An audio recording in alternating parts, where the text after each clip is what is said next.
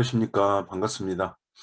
39회 시험 대비 모의고사 문제를 살펴보도록 하겠습니다. 1번, 요양보호사가 시설로부터 업무상 부당한 대우를 받았을 때 대처 방법은 1번, 시설을 퇴사한다. 2번, 동료 요양보호사에게 자문한다. 3번, 장기요양요원 지원센터에 상담을 신청한다.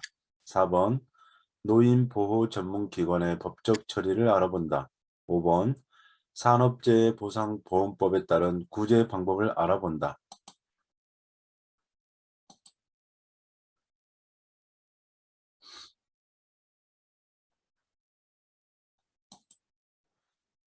네. 요양보호사가 시설로부터 업무상 부당한 대우를 받았을 때 대처 방법은 3번, 장기요양요원 지원센터에 상담을 신청한다가 정답입니다. 3번, 요양보호사가 시설로부터 업무상 부당한 대우를 받았을 때는 장기요양요원 지원센터에 상담을 신청한다. 2번, 다음과 같은 대상자가 요양보호사에게 행한 성희롱 유형은 음란한 농담, 옆에 앉아서 술을 따르라고 함. 1번 시각적 성희롱, 2번 육체적 성희롱, 3번 사회적 성희롱, 4번 언어적 성희롱, 5번 물리적 성희롱.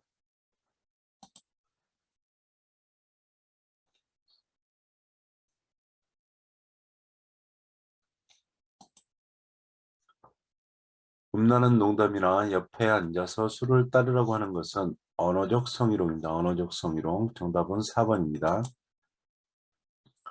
등급판정위원회 심의 결과 노인 장기요양 급여를 받을 수 있는 대상자는 1번 팔이 골절된 60세 남자, 2번 당뇨약을 복용하는 60세 남자, 3번 혈압약을 복용하는 50세 여자, 4번 혈관성 치매를 진단받은 50세 남자, 5번 결핵으로 신체활동이 제한적인 60세 여자.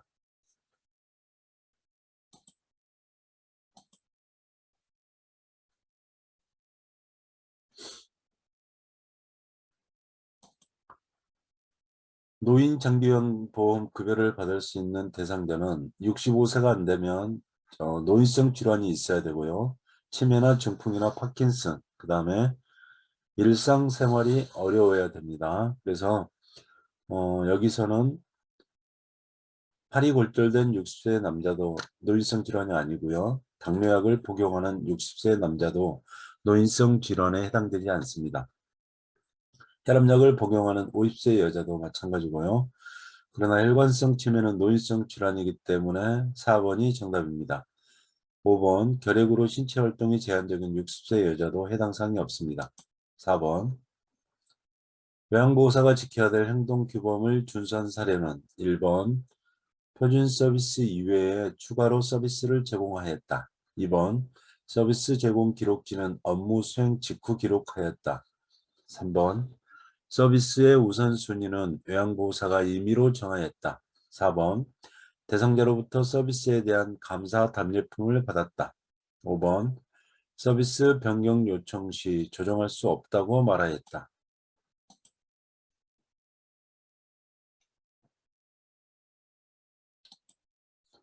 네, 요양보호사가 지켜야 될 행동규범을 준수한 사례는 2번 서비스 제공 기록지는 업무 수행 직후 기록하였다. 이거는 틀린 게 없습니다. 그래서 표준 서비스 이외에 추가로 서비스를 제공하시면 안 되고요. 서비스의 우선순위는 요양보호사가 임의로 정하시면 안 됩니다. 반드시 시설장이나 관리 책임자에게 보고해서 변경된 급여 제공 계획서에 따라 제공을 해야 되고요. 대상자로부터 서비스에 대한 감사 답례품을 받으면 안 되겠죠. 그 다음에 서비스 시간 변경 요청 시 조정할 수 없다고 말하면 안 되고요. 서비스 변경 요청 시 시설장이나 관리 책임자에게 연락해서 변경하시면 됩니다. 그래서 2번이 정답입니다. 5번 노인 부양 문제 해결 방안으로 옳은 것은 1번 장남이 부양하는 것이 최선책이다. 2번 자녀에게 일방적인 부양을 강조한다. 3번 정서적 부양보다 경제적 부양을 중요시한다. 4번 몸이 불편해지면 바로 노인 요양시설에 입소시킨다. 5번 사회와 가족이 협력하는 공적, 사적 부양이 모두 필요하다.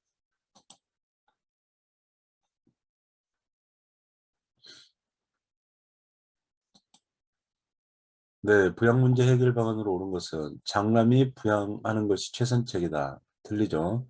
자녀에게 일방적인 부양을 강요할 수도 없습니다. 3번 정서적 부양보다 경제적 부양을 중요시한다. 정서적 부양도 중요합니다. 몸이 불편해지면 바로 노인 요양실에 시설에 입소시킨다. 재가급의 우선 원칙에 따라 몸이 불편하면 병원에 가야죠. 그리고 재가급의 우선 원칙에 따라 가정에서 재가해서 살 수 있는 것을 우선시하고 있습니다.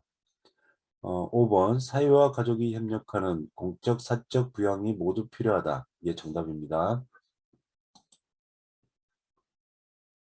6번 장기요양 기관에서 사회를 하는 목적으로 옳은 것은 1번 기관의 신규 사업 홍보, 2번 요양보호사의 근무평가, 3번 서비스 질의 지속적인 관리, 4번 업무와 관련된 의무교육 실시,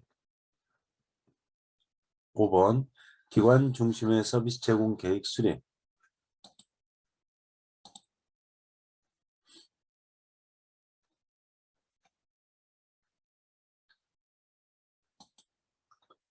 네, 장기요양 기관에서 사례를 하는 목적은 서비스 질을 지속적으로 관리하기 위해서입니다. 네, 3번이 정답입니다. 7번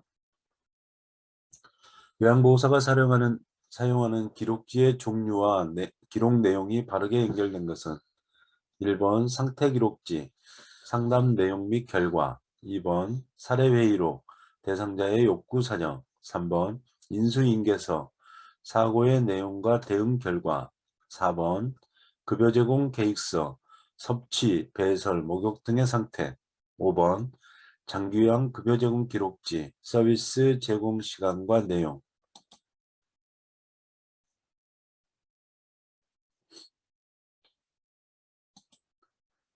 네, 기록지의 종류와 내용으로 발견된 것은 5번 장기요양 급여 제공 기록지, 서비스 제공 시간과 내용, 5번이 정답입니다.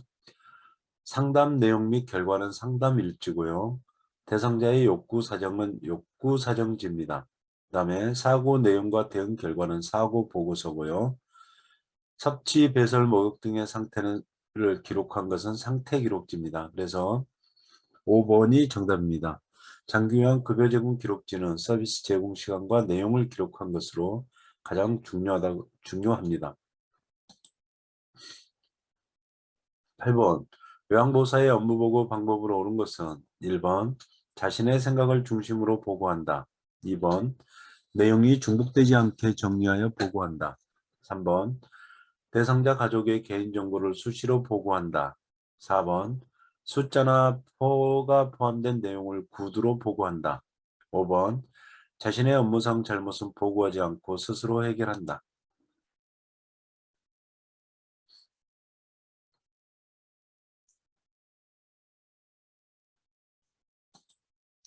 요양보호사의 업무보고 방법으로 옳은 것은 자신의 생각을 중심으로 보고하면 안 되고요. 내용이 중복되지 않게 정리하여 보고한다. 2번이 정답입니다. 3번 대상자 가족의 개인정보는 수시로 보고한다. 개인정보를 공유하면 안 되겠죠. 그 다음에 숫자나 표가 포함된 내용은 서면으로 보고를 해야 되고요. 자신의 업무상 잘못도 보고를 해야 됩니다. 그래서 2번이 정답입니다. 9번 방문 요양 서비스 기록 내용으로 올바른 것은 1번 오전에 물을 많이 마셨다. 2번 점심때 여러 사람이 방문했다. 3번 옆집에 마실 갔다 한참 만에 오셨다. 4번 오후 3시부터 20분 동안 낮잠을 주무셨다. 5번 오랜만에 방문한 며느리와 이야기를 나누었다.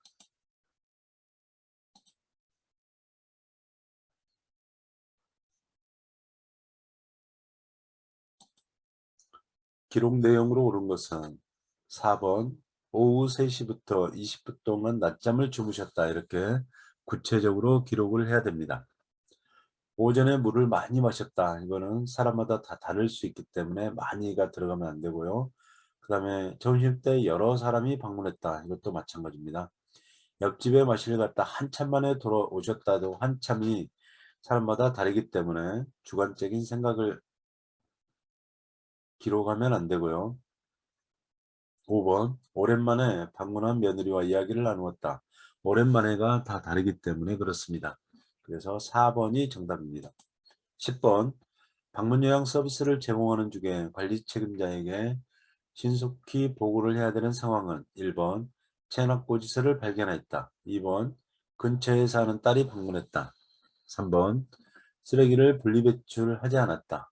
4번 대상자가 현기증과 두통을 호소했다. 5번 방문을 열 때마다 삐걱 소리가 난다.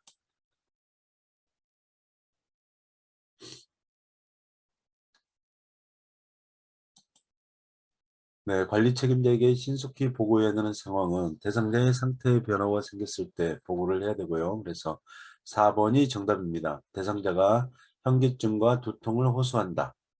네, 이상으로 모의고사 문제를 살펴봤습니다. 우리 선생님들의 합격을 기원하면서 다음 시간에 더 유익한 내용으로 뵙겠습니다. 감사합니다.